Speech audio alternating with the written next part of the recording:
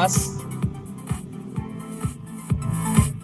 So mga boss, bali ano pala, welcome back pala mga boss. May ginawa akong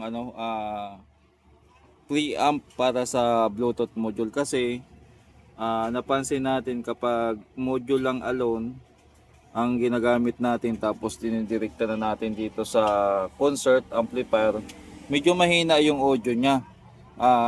Yung isang customer ko, yung may customer nito, napansin din niya. So ginawa ko ay gumawa ko ng preamp. So first time ko lang din to gumawa, o nang try lang, kaya medyo asiwa pa yan. Mapapansin nyo, puro jumper pa. Then dito ko yan kinuha mga boss. Yung design na to, kinopya ko lang din dito sa maliit na amplifier. So preamp niya to din. Papunta din sa module galing dito sa RCA input. So napakadali lang nito at saka napakasimple lang. Ayan. Ang supply niya ay 12 volts lang din, katulad nito. Meron tayong kinalas dito na power supply ng Bosca, 12 volts 2 ampere. Ayun na. Yun ang sinupply natin. Tapos nag-add tayo ng regulator, yung 7805 para dito sa module. Tapos itong ano naman ay 12 volts. So mga boss, nag-prepare na rin ako, nag-import tayo. Nag-import tayo ng diagram, ayan. Sa mga screenshot nyo na lang sa mga gustong kumopya. So yung natin, yung position ng IC na yan ay ano yan? Kamyas? O sige, salamat. Oh, may dala si Tito. Ano to? Kamyas. Galing sa Antipolo. Okay, tuloy tayo. Ang position ng IC nito nakatayo o dito mismo, hindi sa ilalim, dito mismo para madali mano. Ito, kunyari, baka makuryente tayo, yan, expose yung natin, no.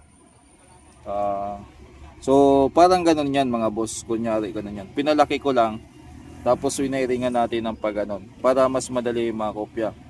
So, madali lang yan. Ito yung pinaka pin 1 niya, yung pin 1 niya, matic supply agad. Yung supply na yan ay, nakalagay naman dyan, 12 volts. So, 12 volts to mga boss. Ipaliwanag lang natin. Yan. May dumi pa.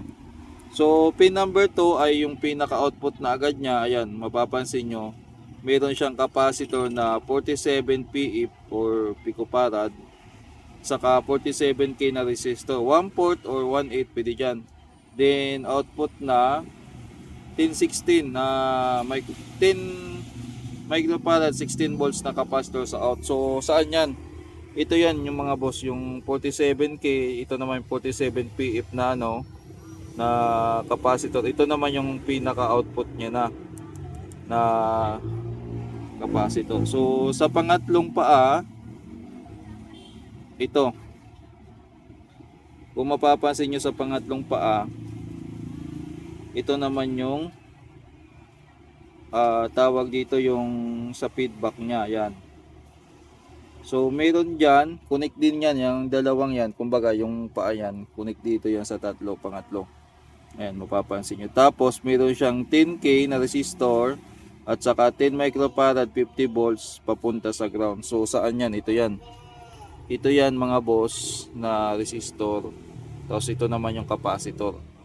Tapos sa baba naman, sa last na pin ay yung 10 microfarad din na capacitor, tapos yung pinaka-input na. Saan yan? Ito yan mga boss. Andito na yan. Kasi nakaano yan eh. Ayan o.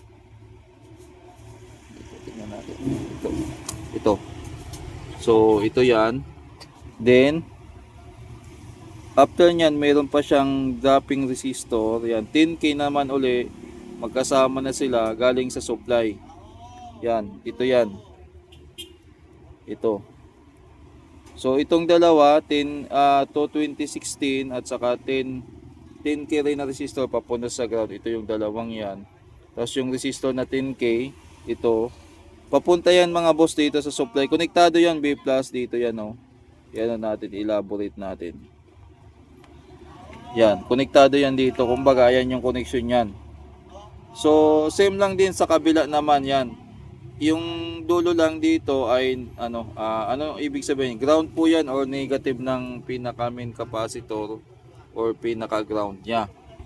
So yan lang yung diagram niya, pwede nyo nang kopyahin. Ayan, may legend naman. Ibig sabihin kasi nito, yung part na to, yung mas maliit ay positive, ito naman yung negative. Ayan naman, naglagay tayo ng ano, ng sign. So yung mga makikita nyo ganito ay ground yan, ground yan. Connected din yan. Parang ibig sabihin yan, mga boss, ito yan. Parang sa capacitor, ito yan, ito yung linya na yan, yung circuit na yan. Ayan. So magulo pa yan kung sakali. So ito na lang, screenshot nyo na lang. Tapos kung kaya nyo namang i-DIY, DIY nyo na lang. Yan. DIY nyo na lang. Ganyan. Para mas madali. So ito yun. So maganda siya kasi, ano ba to? Vibe track.